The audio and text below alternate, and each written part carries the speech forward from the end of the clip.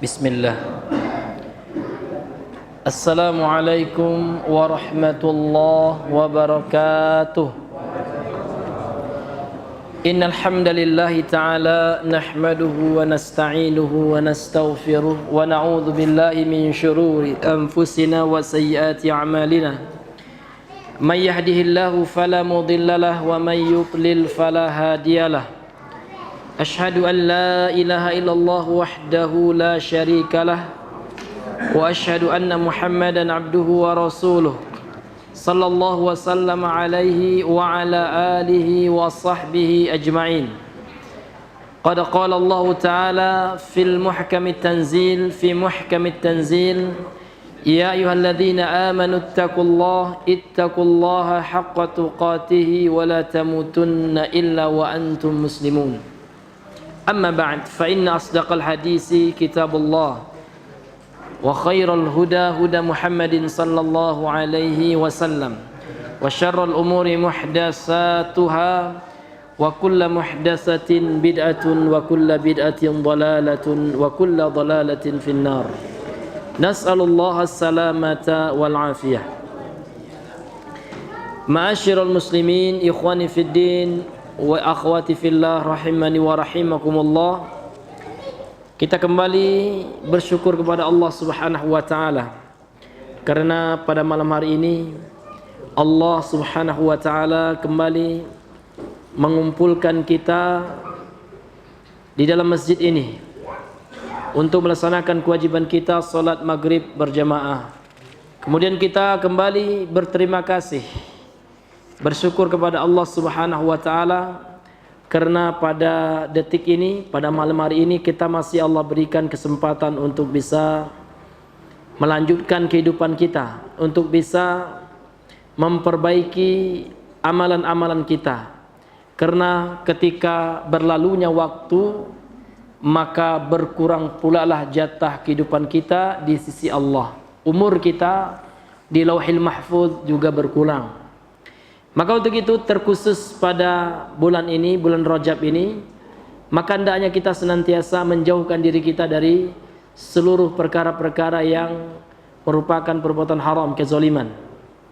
Hal ini ditegaskan oleh Allah Azza wa Jalla sebagaimana sebuah ayat dalam Al-Quran yang sering kita dengar. Surah At-Taubah ayat 36.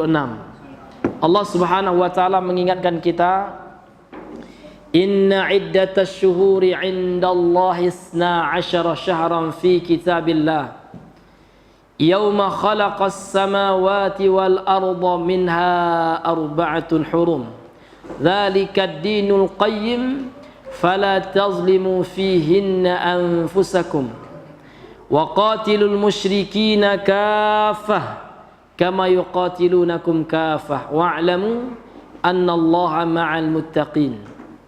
Allah mengatakan inna iddatas syuhur, sesungguhnya jumlah bilangan bulan di sisi Allah itu ada 12 bulan, 12 syahran. Dan ini telah ditetapkan oleh Allah dalam kitabnya. Pada hari Allah Subhanahu wa taala menciptakan langit dan bumi. Minha, di antara 12 bulan itu Allah mengatakan arba'atu hurum, ya ada 4 bulan haram. Dzalikad dinul qayyim, itu adalah agama yang lurus, agama Islam. Fala, dan janganlah tazlimu, kalian menzolimi, fihinna, di dalam bulan-bulan haram itu, anfusakum, diri-diri kalian. Wa qatilul musyrikina kafah, dan perangilah orang-orang musyrik itu secara keseluruhan, kama yuqatilunakum, sebagaimana mereka duluan memerangi kalian secara kafah. Wa'lamu, ketahuilah, annallaha sesungguhnya Allah ma'al muttaqin, bersama orang-orang yang bertakwa. Jadi dalam ayat ini tegas sekali Allah mengatakan di antara 12 bulan itu ada yang 4 bulan haram. Maka yang 4 ini bagaimana, apa saja dijelaskan oleh hadis. Sebagaimana diriwayatkan oleh Imam Al-Bukhari dalam sahihnya, Rasulullah bersabda, ala inna zamana qad istadaraka kahayatihi yawma khalaqas samawati wal arda minha as-sanatu 12 syahran minha arba'atun hurum salasatun mutawaliyatun Dzulqa'dati wa Dzulhijjati wal Muharramu wa Rajab wa ila akhir hadis ya. Jadi Rasul mengatakan, ketahuilah wahai sahabatku, inna zaman, sesungguhnya waktu itu qad istadaraka, itu berputar cepat, Pak. Jadi waktu ini selalu berputar. Dan kita ternyata tiba-tiba udah 70 tahun rupanya. Subhanallah, enggak terasa kan gitu. Memang Nabi telah menetapkan seperti itu. Ya. Sebagaimana Allah Subhanahu wa taala menciptakannya. Kemudian 1 tahun itu kata Rasulullah ada 12 bulan, dan di antara 12 bulan itu ada bulan haram. Jadi bulan haram itu artinya bulan yang mulia. Dan Allah sebutkan berurutan 3-nya. Dzulqa'dah bulan 11 ya kan? Dzulhijjah bulan 12, Al-Muharram wal Muharram bulan 1. Kemudian lompat kepada Rajab. Rajab ini bulan berapa, Pak? Bulan 7, 6, 7 ada yang bilang 6, ada yang bilang 7. Di mana, Pak? Kalau Ramadan itu bulan ke berapa, Pak? 9. Berarti 7 sekarang, betul, Pak ya? Karena Sya'ban bulan 8. Jadi sekarang bulan Rajab bulan yang ke-7. Ya, kemudian secara khusus Allah mengatakan dalam surah At-Taubah ayat 36 ini, "Fala tazlimu fihinna anfusakum." Janganlah kalian berbuat zalim di dalam bulan-bulan haram itu terhadap diri-diri kalian, kata Allah. Maka seorang ahli tafsir yang telah ditazkiyah, direkomendasi oleh Rasulullah, yaitu Ibnu Abbas, sebagaimana dinukilkan oleh Imam Ibnu Katsir dalam tafsirnya, Ibnu Abbas berkata, ai fi kullihinna, yaitu Allah melarang kita berbuat zalim, ya kan, di seluruh bulan, tidak terkecuali 4 bulan ini, enggak hanya 4 bulan haram ini. Beliau mengatakan kita dilarang, diharamkan oleh Allah berbuat zalim di seluruh bulan. Tsumma ikhtassa min dzalika arba'ata hurum. Kemudian Allah khususkan dari larangan berbuat zalim seluruh bulan itu 4 bulan. Kenapa? Karena kekhususannya. Faja'alahunna haraman. Lantas kemudian kata Ibnu Abbas, Allah kemudian menjadikan 4 bulan itu bulan yang haram, yang mulia. Wa azzama hurumatihinna, kemudian Allah agungkan kehormatannya. Wa ja'ala dzamba fihinna a'zama, kemudian Allah jadikan dosa maksiat yang dilakukan di bulan-bulan haram itu a'zam, Allah jadikan besar dosanya. Boleh jadi dosa kecil yang kita lakukan di bulan ini, Pak, menjadi hisabnya, ya, perhitungannya menjadi dosa besar. Boleh jadi kan gitu. Wal amalas salihah wal ajra a'zama. Demikian pula amal soleh yang kita lakukan di bulan ini. Kemudian apalagi, Pak? Ganjaran, pahala-pahala yang kita kerjakan dari ibadah kita, Allah juga lipat gandakan. Namun tidak ada ibadah khusus Rajab. Kalau di Arab, Pak, ada istilah mereka tuh sholatul raghaib. Ini telah diingkari oleh ulama, di antara Imam An-Nawawi mengatakan bid'atun mungkarah. Ini bid'ah yang diingkari, yang mungkar. Ya, ada sebagian orang buat sholat raghaib, sholat khusus, ya, menyambut bulan Rajab dengan tata cara yang khusus pula. Ini diingkari oleh para ulama. Enggak ada ibadah khusus. Jadi kalau seandainya kita terbiasa puasa Daud, lanjutkan. Tidak ada puasa khusus Rajab, enggak ada. Kalau seandainya kita terbiasa bersedekah, lanjutkan. Tidak ada puasa khusus Rajab, enggak ada. Namun amal soleh yang kita lakukan, ya, akan Allah lipat gandakan. Namun tidak ada spesialnya. Adapun dalil doa, apa ya? Ini hadisnya lemah. Sebagaimana yang dinyatakan oleh Syekh Albani rahimahullah, bahwasanya Rasulullah itu apabila masuk bulan Rajab beliau berdoa, Allahumma barik lana fi Rajabin wa Sya'bana wa balighna Ramadan. Ya Allah, muliakan atau berkahi kami dalam bulan Rajab dan Sya'ban, dan sampaikan kami, ya Allah, menuju Ramadan. Ulama mengatakan boleh saja kita berdoa dengan doa ini, namun jangan dianggap ini khusus di bulan Rajab. Ya, kapanpun boleh, selain bulan Rajab pun boleh kita doa dengan doa ini. Ya kan? Nah, seperti itu hadirin yang dimuliakan oleh Allah Subhanahu wa taala. Kemudian salawat dan salam kepada Nabi besar Muhammad sallallahu alaihi wasallam. Allahumma shalli ala Muhammad wa ala ali Muhammad. Ma'asyiral muslimin ikhwani fid din, rahimani wa rahimakumullah. Kita kembali melanjutkan pembahasan kita. Kita masih pada bab ya tentang ayat-ayat atau dalil-dalil hadis-hadis yang datang dari Nabi yang menunjukkan keras atau tegasnya Nabi terhadap orang yang beribadah kepada Allah di sisi kuburan seorang orang saleh, dan bagaimana iza abadahu apabila dia menyembah orang saleh tersebut. Ini masih pada bab yang itu. Kemudian kita lanjutkan, qala al-musannifu rahimahullah, berkata penulis yang semoga dirahmati oleh Allah, yakni Asy-Syaikh Muhammad bin Abdul Wahhab At-Tamimi An-Najdi rahimahullah, faqad naha, dan sungguh telah melarang, anhu darinya, yakni Rasulullah telah melarang dari apa Pak? Dari menjadikan kuburan sebagai masjid. Dan ini nanti beliau menukilkan perkataan ulama ini, perkataan daripada al-Imam ya Syekhul Islam Ibnu Taimiyah rahimahullah. Faqad naha, dan sungguh telah melarang, yakni Rasulullah, anhu darinya, yakni dari menjadikan kuburan sebagai masjid. Wa huwa fi akhir hayatihi, Rasulullah waktu itu di akhir hayatnya, artinya dekat dengan wafatnya Rasulullah SAW. Thumma innahu, kemudian sesungguhnya beliau Rasulullah SAW la'ana, melaknat, yakni orang-orang yang telah menjadikan kuburan para nabi mereka sebagai masjid, kan gitu, sebagaimana hadis yang sebelumnya.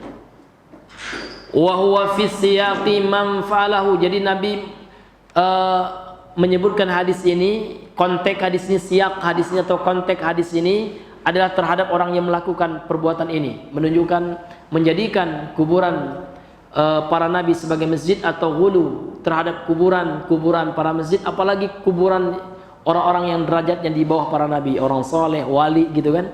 Jadi Nabi sangat tegas sekali Pak.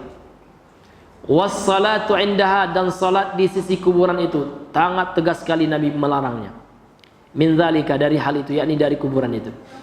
Wa illam yubna masjidun, meskipun tidak dibangun masjid di atasnya, namun orang salat ya di kuburan itu, ini tetap ya mendapat ancaman laknat, naudzubillahi min dzalik. Wa huwa ma'na qauliha, dan ini persis dengan perkataan Aisyah. Domir hiya di sini kembali kepada Aisyah. Khusyiya, Aisyah mengatakan khusyiya an yuttakhadha masjidan, Rasulullah itu khawatir kuburan beliau itu dijadikan masjid. Fa inna sahabata, maka sesungguhnya para sahabat, lam yakunu liyabnu haula qabrihi masjidan, tidaklah mereka membangun di seputar kuburan Rasulullah masjid, tidak ada. Karena Rasulullah itu tahu Pak, mengerti ya kerasnya sikap Rasulullah, kerasnya, tegasnya hadis Rasulullah yang melarang hal itu. Maka mereka enggak ada, kata Ibunda Aisyah. Wa kullu mawdhi'in, dan setiap tempat yusalla fihi, yang dilakukan salat di dalamnya atau di atasnya, yusamma, maka dia dinamakan masjid, tempat sujud. Jadi masjid di sini Pak isim makan dari sajadah, yasjudu gitu. Jadi dia keterangan tempat ya, adverb of place gitu ya, keterangan tempat ya. Iya. Jadi setiap tempat atau setiap permukaan tanah ini boleh kita sholat selama tidak najis, selama tidak ada dalil yang menunjukkan tidak boleh. Jadi pada dasarnya gitu ya, pada dasarnya atau hukum asalnya kita boleh. Setiap bumi ini nanti akan kita baca hadisnya ya, Rasul mengatakan ju'ilat liyar ardu masjidan wa tahuran, kan gitu, telah dijadikan untukku ya, ju'ilat liya itu untukku, al ardu bumi atau permukaan tanah gitu ya, ya masjidan boleh untuk tempat sholat ya. dan suci hukum dasarnya. Hukum asalnya suci. Ini ada yang dimuliakan oleh Allah. Kama qala sallallahu sebagaimana sabda Nabi sallallahu alaihi wasallam, ini hadis ya sahih Bukhari Muslim. Ju'ilat, telah dijadikan liyal ardu ya, untukku bumi itu masjidan, boleh sebagai tempat salat gitu. Wa tahuran, dan dijadikan juga suci, sehingga Pak, kita ingin tayamum kalau tidak ada air ya, permukaan bumi itu suci. Ini sebagai dalil sucinya permukaan bumi. Ma'asyiral muslimin yang dimuliakan oleh Allah Subhanahu wa taala. Sekarang kita masuk kepada penjelasan Syekh Saleh Al-Fauzan. Qala syarihu hafizahullah. Berkata pensyarah kitab, semoga Allah merahmati beliau, menjaga beliau. Hada, pernyataan ini adalah min kalami Syekhul Islam Ibnu Taimiyah, adalah merupakan perkataan daripada Syekhul Islam Ibnu Taimiyah rahimahullah. Yuwaddihu bihi, beliau menjelaskan. Jadi dengan perkataan beliau ini, beliau ingin menjelaskan dengan perkataan ini, bihi dengannya, ma tadullu alaihi al-ahaditsus sabiqah, yang ditunjukkan oleh hadis-hadis yang sebelumnya, fil babi, dalam bab ini. Jadi hadis laknat, ketegasan Rasulullah terhadap orang-orang Nasrani dan Yahudi. Laknatullahi alal Yahudi wan Nasara, kan itu. Allah melaknat Yahudi dan Nasrani. Kenapa Allah laknat? Ittakhadhu, mereka telah menjadikan kubur anbiya'ihim, kubur-kubur para nabi mereka, masajidah, sebagai apa Pak? Masjid. Jadi beliau mengucapkan statement ini dalam rangka untuk menjelaskan, yuwaddih itu ya, menjelaskan hadis-hadis yang sebelumnya. Jadi berdasarkan hadis-hadis yang sebelumnya, jadi Nabi melarang ya di akhir hayat beliau, di akhir hidup beliau, ketika beliau mau wafat gitu ya, sallallahu alaihi wasallam, beliau melarang ya para sahabatnya dan umatnya kita ya untuk ya menjadikan kuburan sebagai masjid. Maka nggak boleh Pak, masjid kuburan gitu ya. Jangan kita jadikan kuburan ini sebagai masjid ya, atau di masjid dikubur gitu ya manusia, nggak boleh ya. Adapun syubhat yang mengatakan bagaimana dengan kuburan Nabi, maka telah kita berulang kali jelaskan bahwasanya Nabi tidak dikuburkan di masjid. Nabi dikuburkan di rumahnya, di kamar istrinya Aisyah radhiyallahu anha, dan ketentuan Allah di mana seorang Nabi meninggal, di situ pula diwafatkan. Namun masuk ke dalam areal masjid karena perluasan masjid, bukan sengaja dikuburkan di dalam masjid. Ini yang mesti kita jelaskan, karena ini dijadikan sebagai dalih, alasan oleh orang-orang yang pecinta kubur gitu ya, oleh kuburiyun. Naam, hadirin yang dimuliakan oleh Allah Subhanahu wa taala. Kemudian Bapak Ibu yang Allah muliakan, beliau berkata taudihu kalami Ibnu Taimiyah, penjelasan dari perkataan ucapan dari Ibnu Taimiyah, kata beliau.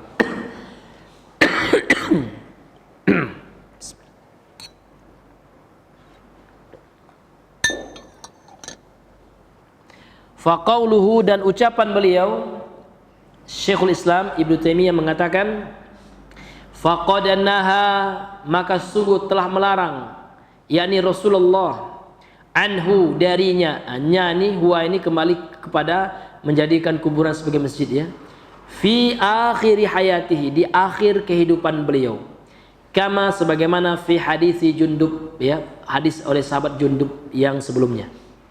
Wa qaluhu, dan ucapan beliau, thumma, kemudian, innahu, sesungguhnya Rasulullah ya, la'ana, telah melaknat, wa huwa fi siyaqi man fa'alahu, laknat beliau ini adalah dalam konteks orang yang melakukannya, siapa saja yang melakukan perbuatan yang dilaknat oleh beliau itu.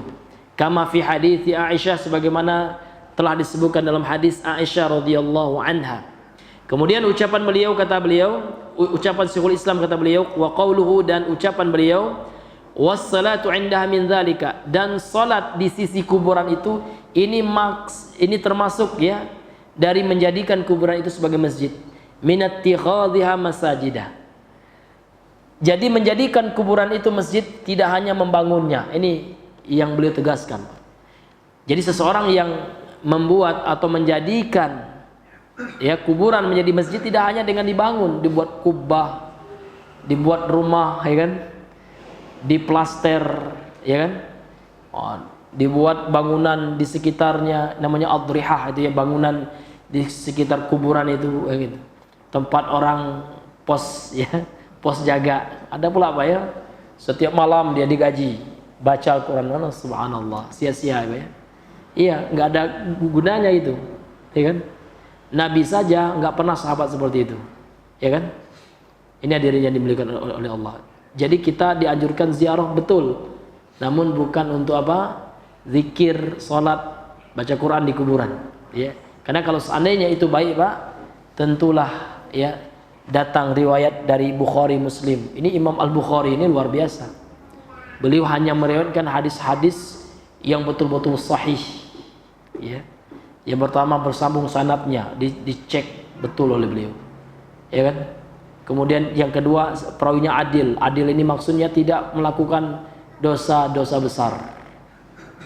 Kemudian dhabt, ya, kredibilitas perawinya itu. Ini luar biasa. Kalau memang ada seperti itu Pak, pasti Imam Bukhari meriwayatkan hadis, ya. Sahabat Umar itu baca Al-Quran rame-rame di masjid, baca Yasin di kuburan Nabi. Kalau ada, ayo kita amalkan. Namun sampai detik ini belum ada yang mendatangkannya, ya kan? Nggak ada mendatangkan dalam Sahih Bukhari yang paling sahih itu, ya, min as-sahih kutubil musannafah itu.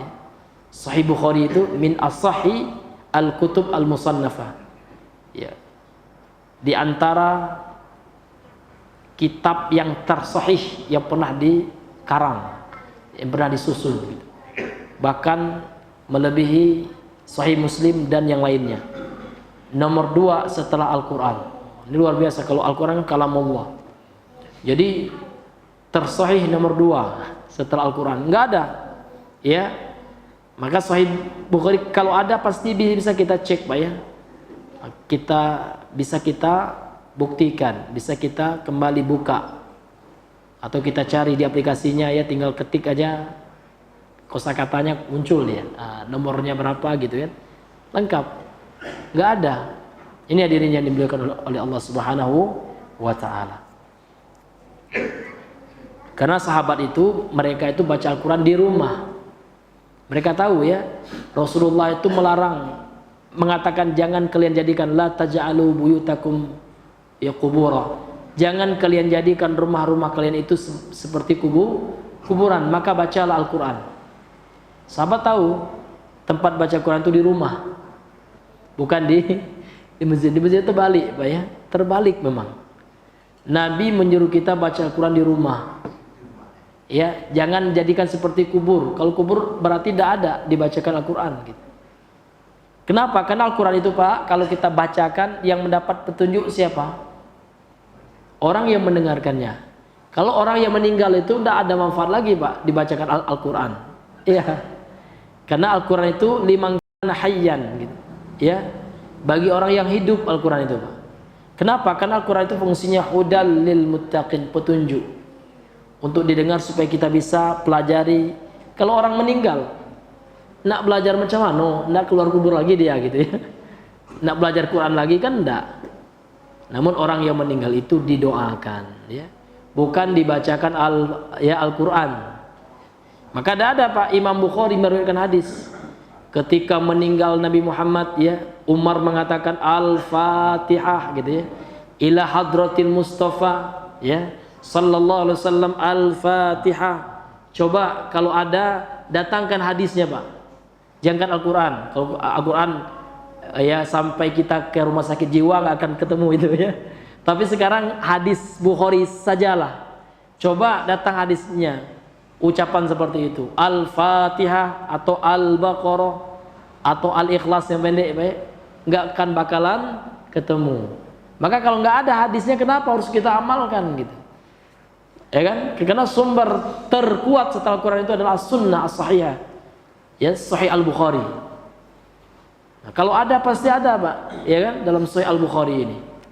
Ini hadirin yang dimuliakan oleh Allah. Atau yang di luar Sahih Al-Bukhari lah, yang hadisnya sahih dan ternyata tidak bisa kita ketemui, ya, tidak bisa kita temukan. Ini hadirin yang dimuliakan oleh Allah, maka akan menghabiskan hidup kita, waktu kita habis, ternyata dia adalah ibadah yang tidak ada landasan sunnahnya. Masih banyak sunnah yang belum kita lakukan gitu ya. Masa yang nggak ada dalilnya, yang pakai dalil banyak sekali Pak, ya kan? Tahajud, witir, duha, ya kan? Banyak sekali ibadah-ibadah, mengunjungi orang sakit, ya kan? Ibadah juga. Ini hadirin yang dimuliakan oleh Allah, memberi makan anak yatim. Ini lebih mantap daripada ila hadratil Mustafa dia. Ini hadirin yang dimuliakan oleh Allah Subhanahu wa taala. Kemudian ma'asyiral muslimin yang Allah muliakan. Wa qauluhu, dan ucapan beliau Syekhul Islam Ibnu Taimiyah rahimahullah, wa illam yubna masjidun, meskipun tidak dibangun di atas kuburan itu masjid. Ya, ini juga termasuk ya menjadikannya kuburan, menjadikannya masjid. Walaupun tidak dibangun masjid, dengan apa? Ai as-salatu indal kubur, dengan cara salat di sekuburannya. Walaupun orang itu tidak bangun masjid Pak, tidak dibangunnya masjid, namun karena dia suka sholat di dekat kuburan, nah ini juga kata beliau minat tikhadhiha, termasuk ya bentuk menjadikan kuburan-kuburan tersebut masajidah, masjid. Al-mal'unun, ya, yang mana terlaknat, sebagaimana hadis yang sebelumnya, man fa'alahu, bagi orang yang melakukannya. Walaupun biduni bina'i masajidah, tanpa dibangun masjid di atasnya. Jadi termasuk ya laknat Rasulullah itu ya at-taghlidz, ya kecaman dari Nabi itu orang yang membangun di atas kuburan masjid, dan termasuk membangun ya di atas kuburan masjid ya itu adalah dengan apa Pak? Dengan sholat di sekitarnya. Ya, makanya kita nggak boleh sholat Pak di kuburan gitu ya. Karena Nabi mengatakan la tusallu ilal qubur wa la tajlisu 'alaiha, rawahu Muslim. Jangan kalian sholat menghadap kuburan. Kalaupun ada masjid Pak yang menghadap kuburan, wajib diberi pembatas berupa dinding ataupun jalan. Iya. Makanya tidak boleh, ulama mengatakan kalau ada masjid yang ada kuburannya, perhatikan Pak, jangan sampai kita sholat di dalamnya ada kuburan, karena ini sangat dilarang oleh Nabi. Kenapa kita sangat tegas? Karena Nabi yang mengatakannya, la tusallu ilal kubur, kata beliau.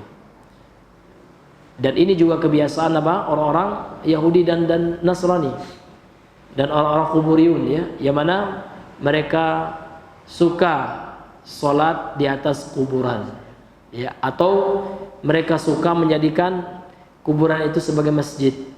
Ya, atau masjid dimasuki oleh mereka kubur, sama aja. Kubur yang mereka anggap keramat sakti, mantraguna, ya, penuh dengan berkah kata mereka. Nah, maka ini jauh dari Islam. Islam tidak menganjurkan seperti itu, ya. Islam hanya memberitakan kita ziarah kubur, ya. Namun mengkeramatkan penghuni kuburan itu, ini tidak ada dalam akidah Islam. Yang keramat itu hanya Allah. Yang keramat, yang karomah itu adalah amal soleh, itu bukan orang-orang yang sudah wafat. Ini Bapak Ibu yang dimuliakan oleh Allah Subhanahu wa ta'ala.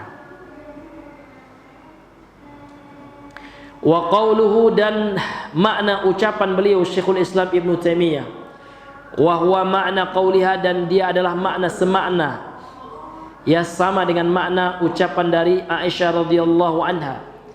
Aisyah mengatakan khusya an yuttakhadha masjidan, dikhawatirkan dijadikan kuburan itu sebagai masjid. Ai makna, yaitu makna qauli Aisyah, ucapan daripada Aisyah radhiyallahu anha, fi ta'lili daf'in nabiy sallallahu fi ta'lili dafnin nabiy sallallahu alaihi wasallam fi baitihi, alasan dikuburnya Nabi di rumahnya, wa adami ibrazi qabri, dan alasan tidak ya ditampakkan kuburan Nabi, ya, supaya apa? Khusya an yuttakhadha masjidan, dikhawatirkan dijadikan masjid entar. orang sholat di situ gitu ya, orang zikir-zikir di sekitar kuburan itu, tahlil ya di depan kuburan itu, la ilaha illallah gitu ya. Subhanallah ya, luar biasa ya. Kemudian hadirin yang dimuliakan oleh Allah Subhanahu wa taala. Kemudian wa qauluhu, dan ucapan beliau yakni Syekhul Islam, fa innas sahabata, maka sesungguhnya para sahabat, lam yakunu liyabnu, tidaklah mereka membangun, haula qabrihi, di sekitar kuburnya Rasul sallallahu alaihi wasallam, masjidan, satu masjid pun enggak ada. Ai lima alimu, kenapa itu mereka lakukan? Kenapa para sahabat tidak membangun masjid di kuburan Nabi? Lima alimu, karena mereka mengetahui min tasdidihi, ya tegasnya Nabi ya sallallahu alaihi wasallam fi dzalika, dalam hal itu. Jadi Nabi tidak toleransi, Pak. Jadi Nabi tidak neko-neko, kalau bahasa kita ya, tegas. La'anallah, kata Rasulullah. La'natullah, kata Rasulullah. Alal yahud wan nasara ittakhadhu qubur anbiya'ihim masajid. Tegas sekali, Pak. Ya tidak ada toleransinya kalau ini masalah kesyirikan ini. Begitulah ketegasan Rasulullah ya terhadap ya tauhid dalam memerangi kesyirikan. Wa taghridhihi, dan kerasnya larangan beliau. Wa la'ni, dan laknat beliau, man fa'alahu, atas orang yang melakukannya. Fayakunul maqsudu, maka maksud ya dari perkataan beliau itu adalah an-nahya, larangan, anis salati, dari melakukan salat, indaha, di sisi atau di sekitar kuburan tersebut. Jadi nggak boleh kita sholat gitu ya di sekitar kuburan itu, nggak boleh kita beribadah kepada Allah di sekitar atau di dekat kuburan orang saleh. Kuburan Nabi aja nggak boleh, Pak. Ya kita sholat menghadap kuburan nggak boleh. Apalagi itu kuburan yang di bawah Nabi keimanannya, seperti para aulia, para salihin gitu ya, para syuhada. Tentu Nabi lebih bertakwa, lebih hebat lagi. Sedangkan kuburan Nabi saja nggak boleh ya kita sholat di sisinya. Ini hadirin yang Allah muliakan. Kemudian wa qauluhu, dan ucapan beliau, wa kulla maudhi'in, dan setiap tempat, qusidatis salatu fihi, yang dituju untuk salat di dalamnya, dimaksudkan untuk mengerjakan salat di tempat itu, faqad ittukhidha masjidan, maka sungguh telah dijadikan tempat itu sebagai masjid. Ini masjid dari sisi bahasa. Kalau masjid dalam mana istilah ini suatu rumah ya gitu kan, yang ada batas dalamnya, ada luarnya. Namun di sini masjid dalam makna suatu tempat yang kita jadikan tempat sholat dimanapun. Baik itu kita di hutan ya kan, di hutan boleh, Pak, ketika kita nggak jumpa masjid secara khusus ya, dimanapun kita sholat itu sah, sebagaimana hadis tadi yang telah kita bacakan. Likauni uidda lis-salati, ya karena ya bentuknya atau karena keadaannya yang dipersiapkan untuk sholat. Wa illam yubna, meskipun tidak dibangun bangunan khusus ya, setiap tempat yang kita sholat di tempat itu udah secara bahasa namanya itu apa Pak? Masjid, tempat kita sujud, artinya sholat. Kemudian wa qauluhu, dan makna ucapan beliau, bal, bahkan, kullu maudhi'in, setiap tempat, yusalla fihi, dilakukan sholat di dalamnya, yusamma masjidan, maka tempat itu dinamai masjid. Ai wa illam yuqsad bidzalika bi khususi, walaupun tidak dimaksudkan secara khusus, ya kan? Bal au, bahkan atau waqa'at fihi sholatu, di tempat itu telah dilaksanakan sholat. Waqa'at itu telah terlaksana sholat. Ya, aradan lamma hana waqtuha fihi, ya, disebabkan karena sudah masuk waktunya sholat orang, walaupun itu bukan masjid secara khusus gitu, maka secara bahasa itu juga dinamai apa Bang? Masjid. Wa qauluhu, dan sabda Nabi sallallahu alaihi wasallam, kama qala an-nabiyyu sallallahu alaihi wasallam, sebagaimana sabda Nabi sallallahu alaihi wasallam, ju'ilat liyal ardu, telah dijadikan bagiku, untukku, bumi ini sebagai tempat salat, masjidan, dan tahuran wa tahuran, dan dia suci bumi itu. Kata beliau, arada bihi, beliau menginginkan Syekhul Islam dengan hadis yang beliau bawakan ini, al istidlala, sebagai dalil ya lil jumlatil lati qablahu ya untuk ya kalimat yang sebelumnya. Yang mana kalimat yang sebelumnya beliau mengatakan bal kullu mawdi'in ya, bahkan seluruh tempat yusalla fihi yusamma masjidan. Yang dilakukan salat di tempat itu maka dia dinamakan apa? Masjid. Nah, itulah gunanya beliau membawa dalil ini, kata beliau. Haitsu tatkala sama Rasulullah SAW, Rasulullah telah menamai fi hadzal hadis al-ardha, Rasulullah menamai dalam hadis ini bumi itu masjid dan tempat salat. Permukaan bumi ya. Tajuzu salatu fi kulli buq'atin minha, diperbolehkan salat di setiap tempat buq'ah itu tempat ya dari bumi ini. Illa kecuali mastasnahu dalilu, apa yang telah dikecualikan oleh dalil. Contoh di WC tidak boleh kita sholat karena ada dalil yang melarangnya. Atau di kandang onta ada larangannya. Kalau di kandang kambing boleh atau tidak Pak? Boleh ya. Kalau di kandang onta dilarang, memang ada dalilnya. Kemudian kecuali di mana Pak? Di kuburan nggak boleh kita sholat ya.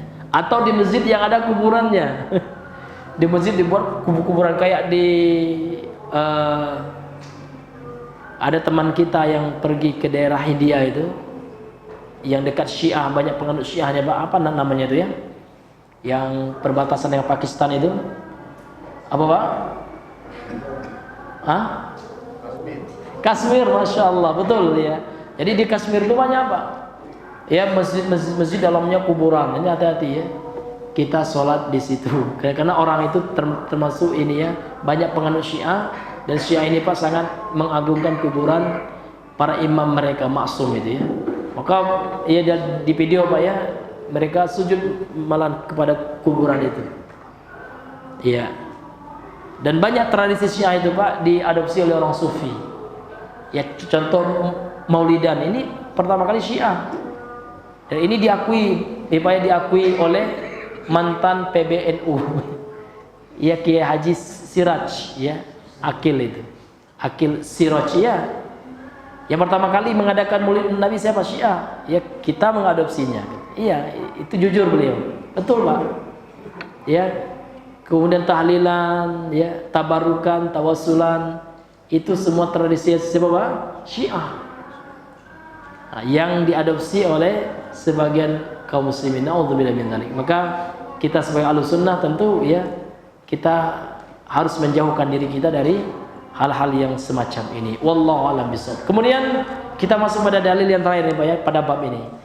Qala al-musannif rahimahullahu taala wa li Ahmad bi sanadin jayyidin, dan oleh Imam Ahmad. Jadi hadis ini dikeluarkan oleh Imam Ahmad dengan sanad yang jayyid, yang baik. An Ibnu Mas'udin, dari Ibnu Mas'ud. Nah, sekarang pertanyaannya Pak, siapa Ibnu Mas'ud? Aduh lupa bawa hadiah Pak ya. Nah, siapa nama asli Ibnu Mas'ud Pak? Nama kunyahnya, nama beliau, nama ayah dan kakeknya. Itu aja.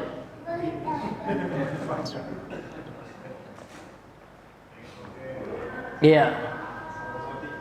Yang pernah ngaji hadis arba'in Pak ya, mungkin ingat ya. Jadi nama beliau adalah nama kunyah beliau adalah Abu Abdurrahman ya, Abdullah, nama beliau adalah Abdullah, Abu Abdurrahman Abdullah bin Mas'ud bin Ghafil al-Hudali. Dan beliau ini adalah minas sabiqin al-awwalin. Beliau adalah termasuk orang-orang yang pertama kali masuk Islam. Kemudian di antara keutamaan Ibnu Mas'ud ini apa Pak? Di antara keutamaannya adalah beliaulah yang telah mempersembahkan kepala Abu Jahal, penghina Islam, pengrusuh ya, yang mencela Nabi ketika perang Badar. Beliau pemberani Pak. Beliau ini luar biasa komplit. Beliau tidak hanya seorang mujahid, namun juga seorang ulama. Bahkan di masa kekhalifahan Umar bin Khattab, beliau diutus ke Kufah menjadi mufti, menjadi ulamanya Kufah itu. Namun ya sebelumnya beliau juga orang pemberani. Ini luar biasa. Kalau Khalid bin Walid memang hebat Pak, namun dari segi ilmu memang hanya berperang itulah. Tapi kalau beliau ini perang hebat juga ya kan. Kemudian apalagi, kemudian beliau juga seorang ulama, seorang ahli tafsir bersama Ibnu Abbas dan ahli fikih dan ulamanya Kufah. Ini ya. Jadi beliau ya sangat marah ya terhadap Abu Jahal ketika terjadi perang di perang Badar itu. Beliau cari Abu Jahal, bertarung dengan Abu Jahal, beliau penggal lehernya. Ya, jatuh kepalanya dipersembahkan kepada Nabi. Inilah orang yang selalu menghalangi Islam nih, menghalangi manusia dari jalan Allah gitu ya. Jadi beliau ini luar biasa Pak, sehingga Allah betul, ya kan? Namun beliau tidak hanya hebat dalam peperangan, beliau juga seorang hebat dalam tulisan, seorang ahli ilmu, seorang ulama. Inilah Abdullah bin Mas'ud, dan beliau wafat pada tahun 35 Hijriah. Ini hadirin yang dimuliakan oleh Allah Subhanahu wa taala. Dan beliau juga termasuk sahabat yang 2 kali hijrah, Pak. Beliau juga pernah ikut hijrah waktu bersama sahabat yang lain, belum dengan Nabi ya. Waktu sahabat pernah hijrah ke Habasyah, ke Ethiopia itu. Dan beliau juga hijrahnya 2 kali ya. Hijrah juga dari Makkah ke Madinah. Ini luar biasanya Abdullah bin Mas'ud ini. Dan kalau seandainya kita buka tafsir Pak, jarang sekali kita tidak menemui perkataan beliau dinukil oleh setiap para ulama tafsir setelahnya. Mulai dari Imam Ibnu Katsir atau Tabari selalu yang qala Ibnu Mas'ud, Masya Allah. Beliau ahli tafsir, ahli hadis ya, ahli fikih luar biasa. Dan juga seorang mujahid ya, yang gagah berani dalam peperangan ya. Bahkan berani mencari Abu Jahal sendirian ya. Dalam perang itu sengaja ya, mana yang Abu Jahal. Dapat dia ya. Masya Allah luar biasa ya Ibnu Mas'ud ini. Ini hadirin yang dimuliakan oleh Allah. Jadi hadis ini dikeluarkan oleh Imam Ahmad dengan sanad yang jayyid dari Ibnu Mas'ud radhiyallahu an. Ya. Maka Pak, kalau Bapak ingin ngasih nama anaknya Ibnu Mas'ud, nggak apa-apa, bagus. Ya. Nah. Inna min syirarin nas, secara marfu ya, marfuan. Rasulullah bersabda, inna min syirarin nasi, sesungguhnya di antara manusia yang terburuk, yang terjelek, man tudrikumus sa'atu, dia akan dijumpai oleh hari kiamat. Artinya dia akan bertemu dengan hari kiamat. Mereka akan bertemu dengan hari kiamat. Wahum ahya'un, mereka dalam keadaan hidup. Jadi manusia yang jelek itu kata Rasulullah, orang yang hidup ketika terjadi hari kiamat. Maksud hari kiamat ini Pak, ciri-ciri besarnya seperti Dajjal gitu ya. Nah, kemudian itu yang pertama. Kemudian yang kedua, walladzina yattakhidunal qubura masajida. Yang kedua adalah orang-orang yang menjadikan kuburan sebagai masjid. Jadi hadis ini juga diriwayatkan selain Imam Ahmad, juga diriwayatkan oleh warawahu Abu Hatim, oleh al-Imam Abu Hatim fi sahih, dalam kitab sahihnya. Jadi Abdullah bin Mas'ud atau Abu Abdurrahman Abdullah bin Mas'ud bin Ghafil Az-Zuhali radhiyallahu an, ya, beliau adalah orang yang memenggal ya. Seperti yang telah kita ceritakan tadi, yang memenggal kepala Abu Jahal. Yang sebelumnya Abu Jahal itu bertarung Pak dengan 2 orang pemuda remaja. Ya, yang bernama siapa Pak? Mu'adz ya, Mu'adz ibnul Jamuh dan Mu'adz juga bin Afra ya. Kemudian luka-luka dia. Ya. Abu Jahal. Kemudian ketika dia sudah tidak berdaya lagi ya, dieksekusi oleh siapa Pak? Abdullah bin Mas'ud ya. Ini luar biasanya ya kisah peperangan Badar itu. Baik, hadirin yang dimuliakan oleh Allah Subhanahu wa taala. Jadi manusia yang amat buruk kata Rasulullah dalam hadis ini adalah yang pertama orang yang hidup ketika telah tampak ya hari kiamat. Kemudian yang kedua adalah orang-orang yang menjadikan kuburan sebagai masjid. Nah, ini diriwayatkan juga oleh Imam Abu Hatim ya, dalam sahihnya. Berkata pensyarah kitab di sini, syirarun nasi bi kasri shin, dengan dikasrahkan huruf shinnya, shi ya. Jam'u syarrin, ini ada bentuk jamak. Syirar itu bentuk jamak dari syar. Dia adalah isim tafdil dia. Wazannya af'alu. Jadi di sini katakan af'alu tafdil. Ya. Yang memberikan makna paling.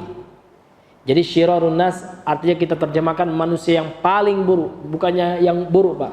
Karena dia isim tafdil. Yang memberikan makna paling gitu ya. Perbandingan dia. Ya.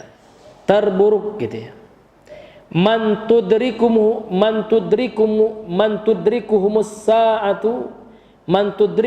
sa'atu ya ai muqaddimatiha, yaitu pendahuluan dari hari kiamat, yaitu orang yang tudrikuhumus sa'ah, ya mereka mendapati hari kiamat, mereka hidup di pendahuluan hari kiamat besar itu. Ya, ciri-ciri besarnya seperti kakhurujid dabbah, seperti nanti muncul ada seekor binatang yang bisa berbicara apa ya dengan manusia. Ini termasuk ciri besar hari kiamat. Kemudian wa tulu'i syams ya min maghribiha, terbitnya matahari dari sebelah barat. Ini enggak ada lagi taubat waktu itu. Ini juga ciri besar hari kiamat.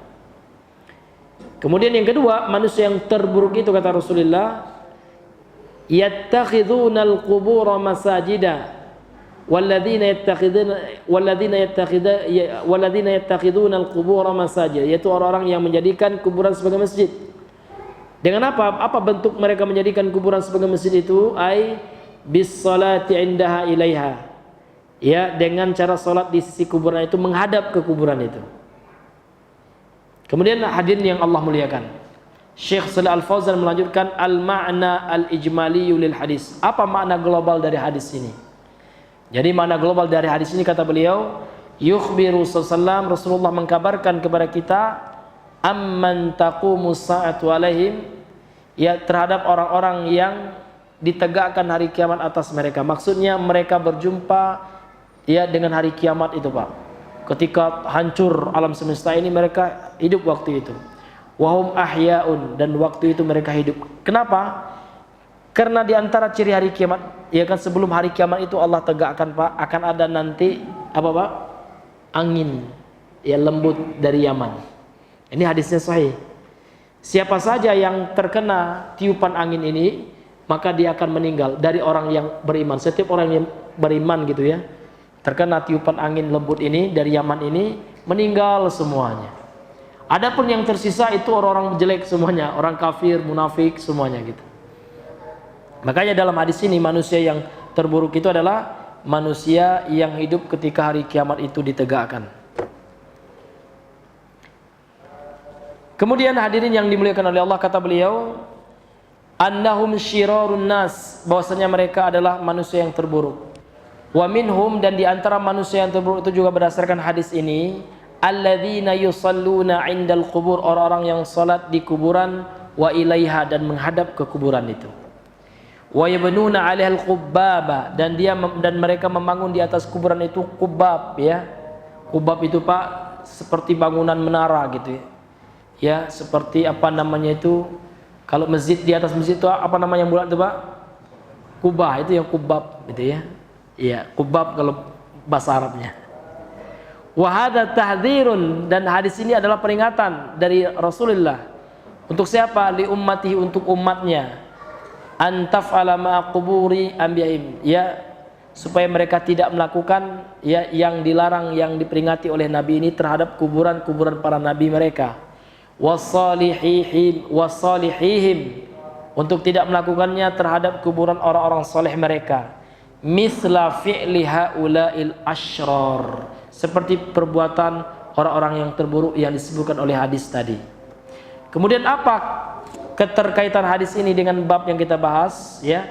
Keterkaitannya adalah kata beliau, an-nafi, sungguhnya dalam hadis ini at-tahdhira, terdapat peringatan dari Nabi. Dari apa? Minat tikhadil qubur, dari menjadikan kuburan masajid sebagai masjid. Yusalla fi sahatiha, salat ya di pelatarannya. Wa yutabarraku biha, kemudian bertabarruk, ngalap berkah dengan kuburan ini, termasuk menjadikan kuburan masjid itu. Li'annahu, kenapa dilarang? Karena hal itu dzari'atun ila syirk, adalah sebab yang akan mengantarkan ke dalam perbuatan syirik. Kemudian apa saja pelajaran ma yustafadu minal hadis? Pelajaran yang kita ambil ada 4 ya dalam perkataan beliau. Yang pertama, at-tahdhiru anis salati 'indal qubur li'annaha wasilatun ila syirk, peringatan keras dari Nabi untuk supaya tidak salat di sisi kuburan. Kenapa? Karena ini adalah wasilah, perantara yang akan mengantarkan seorang kepada kesyirikan. Kemudian yang kedua, anna man ittakhadha qubur as-salihina masajida, orang-orang yang menjadikan kuburan orang saleh sebagai masjid, lis salati fiha, untuk dia salat ya kan, di kuburan itu, fahuwa min syiraril khalq, maka orang ini termasuk manusia yang terburuk, ya, berdasarkan hadis tadi. Wa in kana qasduhu ataqarruba ila Allah, walaupun maksudnya adalah untuk mendekatkan diri kepada Allah, namun caranya salah. Sebagai orang-orang seperti orang musyrik, ya, niat mereka kan ingin mendekatkan diri kepada Allah juga, namun caranya salah. Dengan apa? Dengan melakukan kesyirikan. Kemudian yang ketiga, pelajaran yang ketiga, anna sa'ata taqumu ala syirarin nas, sesungguhnya hari kiamat itu berdiri terjadi, ya, waktu itu yang hidup, ya, hanyalah manusia yang terburuk semuanya. Kemudian yang keempat, at-tahdhiru 'anil syirk.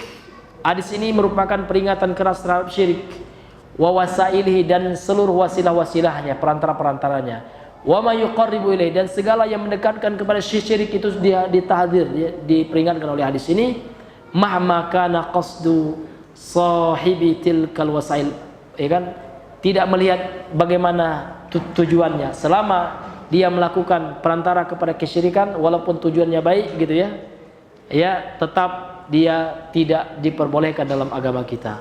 Wallahu ta'ala a'lam bissawab.